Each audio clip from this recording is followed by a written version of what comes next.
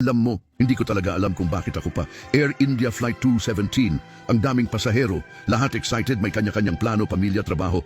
Ako, galing akong layover. Pagod, pero okay lang, normal lang ang lahat. Pero nung nasa ere na kami, may naramdaman akong kakaiba. Parang biglang nag-iba yung tunog ng makina, may kumalabog. Tapos, boom, isang malakas na pagsabog.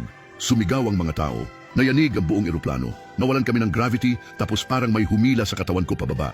Chaos, apoy, usok. Hindi ko na alam kung saan ako. Akala ko katapusan ko na. Pero may nangyari.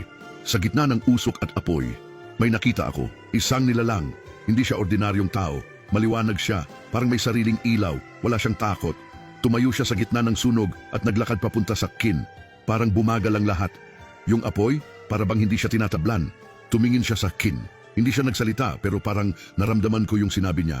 Hindi pa dito nagtatapos ang kwento mo. Hinawakan niya ako. Sa isang iglap, parang lumipad kami palayo sa wreckage. Tapos, blackout.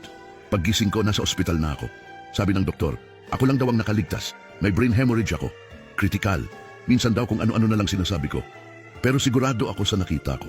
Hindi yun hallucination. Hindi yun imahinasyon. May nagligtas sa ikin. Hindi ko alam kung tao ba siya, anghel, o kung anong nilalang siya. Pero kung hindi dahil sa kanya, wala na ako dito ngayon.